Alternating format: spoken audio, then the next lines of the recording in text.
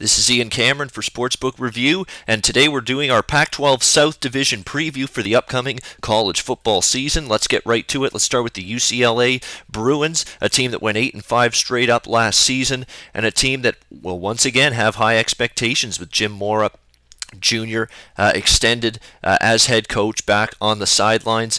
With sophomore quarterback Josh Rosen back on the field, he'll be looking to take some steps forward this season for the UCLA Bruins at quarterback. At running back, they lose Paul Perkins. That's definitely a big loss, so there's going to be some big shoes to fill at the running back spot. Also, four of the top five receivers last year for this UCLA team not back, so there's going to be some skill position talent that they're going to have to find some guys to step up in spite of all those losses at wide receiver, tight end, and at fullback. Offensive line, three starters gone from last year's team, including their four-year center.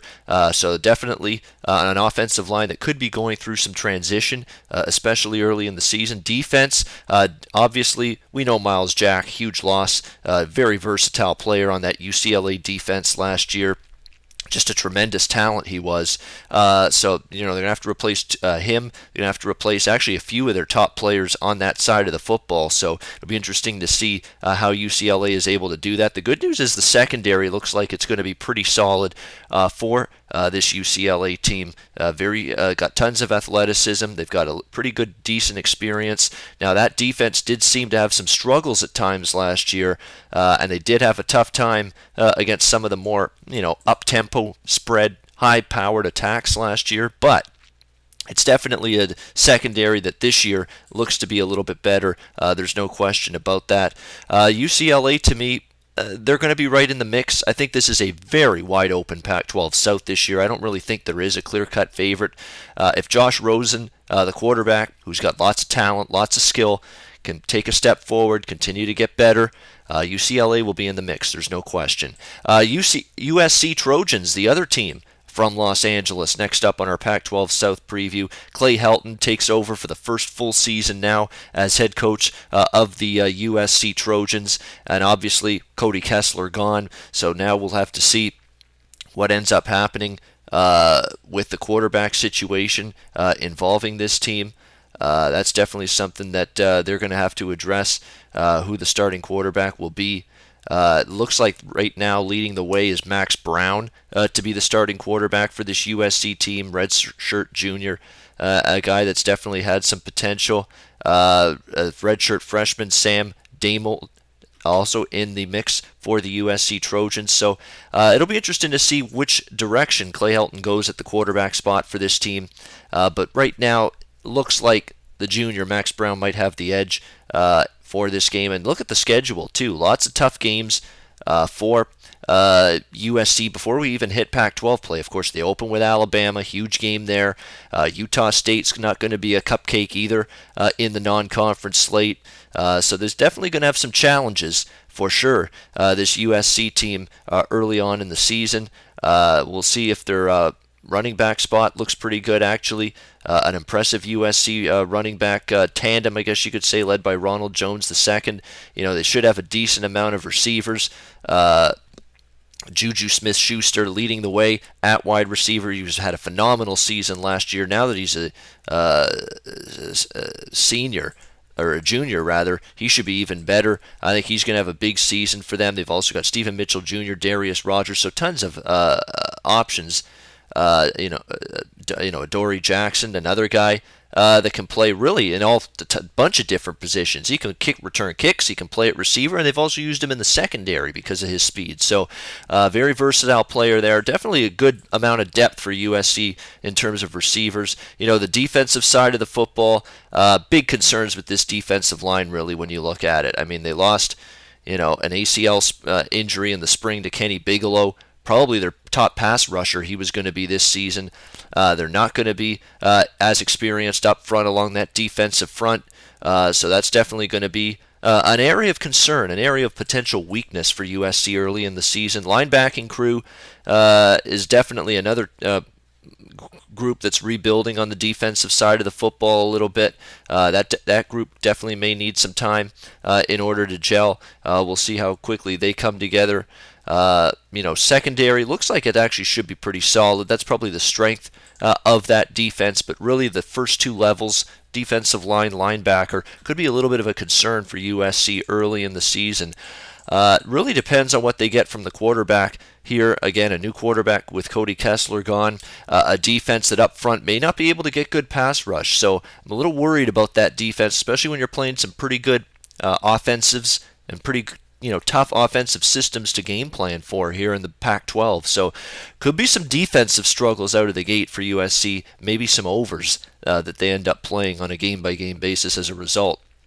All right, Arizona State's our next team. Arizona State, of course, still Todd Graham, the head coach of this team. Mike Bercovici was predominantly the starting quarterback last year. He is gone, and there's a wide-open quarterback battle going on here at ASU prior to the season. It looks like Manny Wilkins has a little bit of an edge to get that spot, but Brady White's also battling for the job. Bryce Perkins also in the mix to be the starting quarterback for this team. Todd Graham says he's in no hurry to announce who his starter is going to be, so it's probably something that's not going to be announced, made official until late in August. So we'll wait and see how that develops. Also a new offensive coordinator because Mike Norville, the former ASU OC, he went to take the head coaching job at Memphis. That means a new OC, and Chip Lindsey brought in from Southern Miss. And of course, Southern Miss, when Chip Lindsey was the OC there, ran a very similar up-tempo spread offense type of system. So that's very congruent with what Arizona State's done over the years. So shouldn't be a big adjustment in terms of a new system for this Arizona State offense. So a new starting quarterback, definitely something that we're going to have to watch for. Lots of new starting quarterbacks in this division, actually. So that's going to be very fascinating to see which quarterbacks in this division develop quicker in terms of being quality starting quarterbacks here within the Pac-12 South. The offensive line, also a little bit of a concern. 4 new offensive line starters. I mean, that is a big-time concern. I mean, there's going to be new faces everywhere on that O-line with a new quarterback behind that unit. So there's concerns with this offense, definitely. The good news is at running back, they should be pretty solid. When you look at their backfield, looks like they've got a decent amount of depth there, which is a good sign. The defense definitely is a unit that was just really gashed last year. Did not play very well, especially against some of the better offenses. That unit, that defense for Arizona State, going to have to improve. They're going to need better pass rush. There's no question about that. Good news is at linebacker, they've got 3 very good ones returning. That's probably going to be the strength of that defense. And it's definitely in the secondary, which got gashed quite a bit last season, also going to have to be a lot better. They do have some options there, but definitely a concern last year how that pass defense was shredded. I've really got some concerns this year a little bit with Arizona State. There's a lot that has to be adjusted. There's a lot, secondary's got to improve. There's new faces there. Offensive line, 4 starters gone. New quarterback. Those are all areas of question coming into the season that I think it's going to make it difficult for Arizona State to be a real contender in the Pac-12 South. I think they could be middle of the pack team in this division, but I just don't know if they've got the experience and the top-level talent, especially on defense, to be able to compete and win this division in the end. Arizona Wildcats next up. Arizona with Rich Rodriguez at the helm. Definitely, he's done solid work with this program. There's no question about that. And obviously he's been content here because he's had the chance to go to another job, but he stayed right here in Tucson. 4 bowl games in 4 years for Rich Rodriguez here with this Arizona program, so he's done a decent job. There's no question about that. And, this offense, it should be pretty solid this year. You've got a new Solomon returning at quarterback. You've got their absolutely dynamic running back, Nick Wilson, also returning this year. And that offense still produced last year very good, despite the fact they were dealing with quite a few injuries throughout the course of last season. So you got Nick Wilson at running back, a new Solomon at quarterback returning for this team. Should be very productive, very potent offense once again.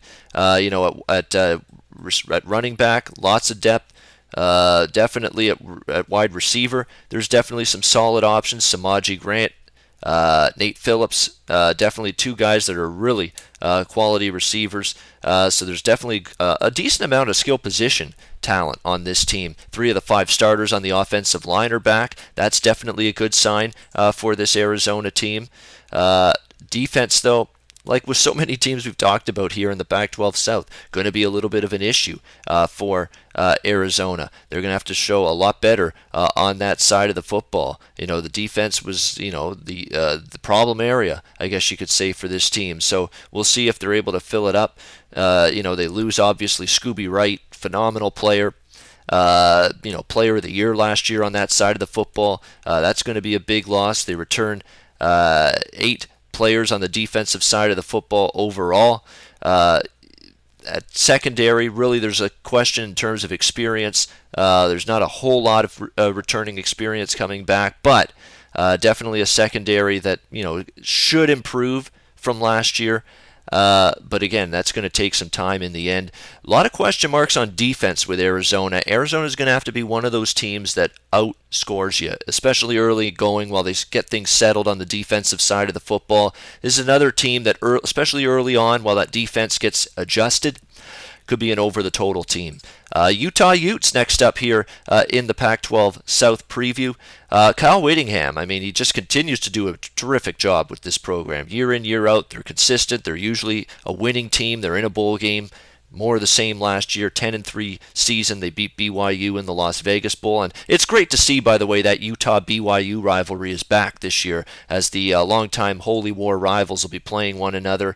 But there's definitely issues that Kyle Whittingham is going to have to overcome here with this Utah team this year. There's no question about that. And it all starts, with a brand new quarterback. Definitely. It's the theme of this division, really, that there's been just so many new quarterbacks here, but it's more of the same here with this Utah Utes team when you look at it. And I think their defensive mindset is still going to be the same. Front four is going to be very, very strong from what I can see. That's definitely a good sign. They're going to be able to get a pass rush. They're going to be able to stop the run, which has been a hallmark of the Utah Utes on that side of the football over the years. They should be able to do that again this year. 3 starters back in the secondary, which should be pretty solid as well. Now, they did struggle pass defense last year a little bit, but definitely it's a team that should be able to be solid on the defensive side, especially up front. Again, it comes down to the quarterback spot. It was not a team that was great in terms of passing the football last year.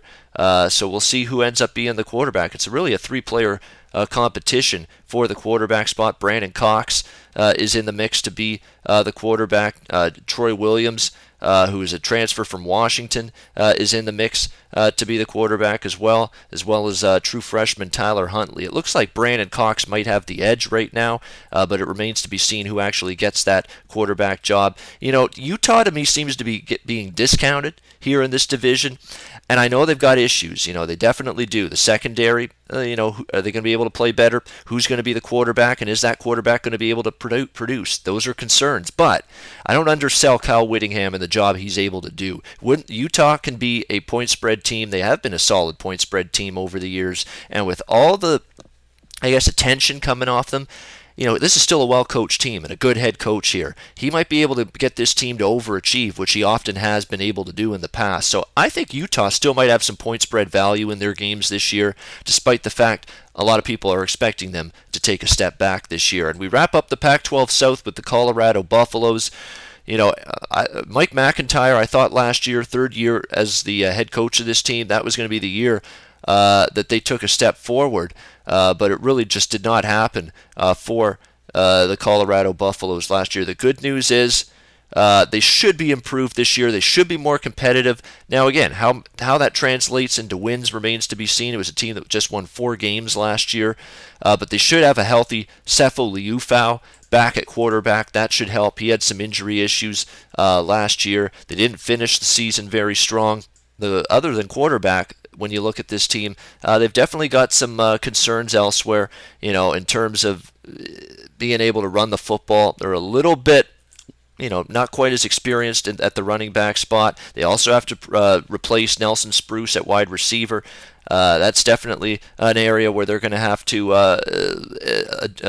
adjust and look to find some new faces at the receiver spot. The good news is Colorado does have 4 starters back on the offensive line. That's definitely a concern. Now, it's an undersized offensive line, but it's still, at least they bring back quite a thing. 8 starters back on defense. That's definitely a positive as well for this team. 3 of the 4 starters at their linebacking core returning, and this year's secondary should be quite good. This is actually a Colorado secondary which not only should be better this year, it should potentially be quite a bit better, and that's definitely a positive sign playing in a conference like the Pac-12. I'm in the same boat with Colorado as I am with Utah, the team we talked about just a minute ago. I think they could cover some numbers, not all their games this year. I think they're going to be able to cover some numbers. I really do think they're going to be improved. Defense does look better on paper, especially that secondary. Offensive line has returning starters back. They should have a solid quarterback situation going. I think Colorado will be much more competitive. Does it translate to the 6 wins required for bowl eligibility? That remains to be seen, but I do think Colorado is a better football team here in 2016. All right, that's going to wrap up my Pac-12 South Division preview for the upcoming college football season. I'm sports handicapper Ian Cameron for Sportsbook Review. Until next time, enjoy the games and good luck. Research before you bet. Be sure to check out SPR Picks for the best game predictions, breakdowns, and much, much more.